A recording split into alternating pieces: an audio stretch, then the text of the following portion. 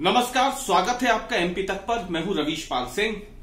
आज मैं आपको बताने जा रहा हूं कि भोपाल में फिल्म की शूटिंग के लिए पहुंची कंगना रनौत ने आखिरकार क्यों बलात्कारियों को सऊदी के जो देश है, अरब के जो देश हैं, उसकी तरह सजा देने की मांग की है।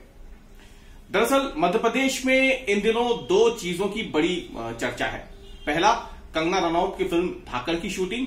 दूसरा, लव जिहाद के खिलाफ बनाए गए धर्म स्वतंत्र अध्यादेश को मध्य प्रदेश में लागू करना।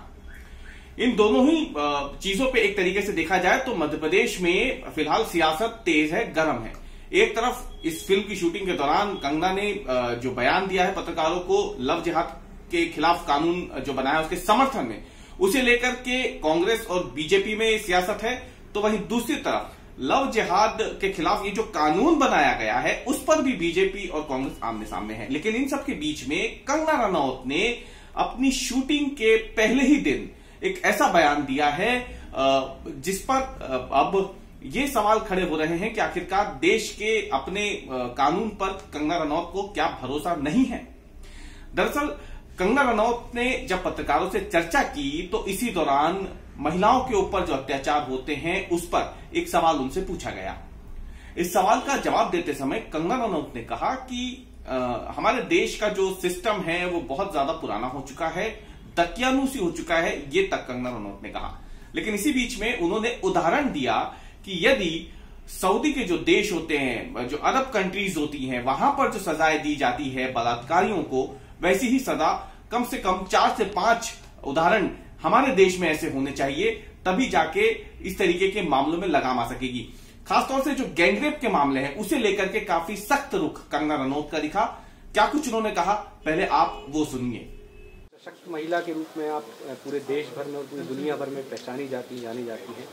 जैसे कि देश में जो बच्चियों के ऊपर जो अपराध बढ़ रहे हैं, जो किडनैपिंग वगैरह और कोई भी दैहिक रूप से जो चीज़ें हो रही हैं, इसके लिए, इसके सॉल्यूशन के लिए हम क्या कर सकते हैं? सरकारें, शासन क्या कर सकता है? आपकी क्या मतलब राय है, क्या विचार? देखिए, मेरे तो इसमें बहुत ज़्यादा स्ट्रॉन्ग विचार हैं और मुझे लगता है बहुत सारे लोग सहमत भी नहीं करते हैं और फिर उस करके बहुत ज़्यादा कंट्रोवर्सीज हो जाती हैं। लेकिन आई थिंक सबसे ज़्यादा तो प्रोत्साहन मिलता है कि जो हमारा बहुत ही जो दकियानूसी और पुराना जो लॉ सिस्टम है, जिसमें की चीज़ें फाइल में जाती हैं, फिर चलती ही जाती हैं और कई सालों तक जो है लग जाते हैं। और सबसे ज़्यादा जो विक्टिम होता है उसकी जो हैरेसमेंट लॉ और पुलिस करती है, क्योंकि जब भी आप किसी पे कोई भी आरोप लगाते हैं तो burden of proof is on you.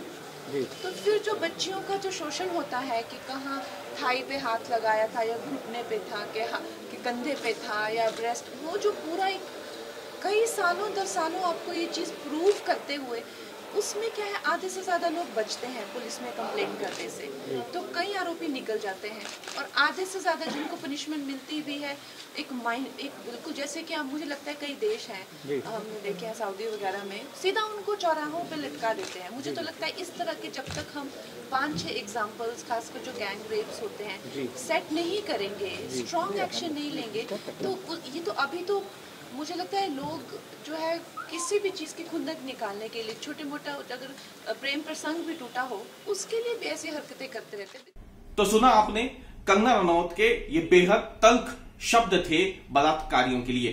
उन्होंने स्पष्ट तौर पर कहा कि बलात्कार की सजा ऐसी होनी चाहिए जिसे देख करके आगे आने वाले समय में किसी की हिम्मत ना हो इस तरीके के कुकर्म करने की। कंगना रनौत ने साफ कहा कि बलात्कारियों को चौराहे पर ही सजा देनी चाहिए।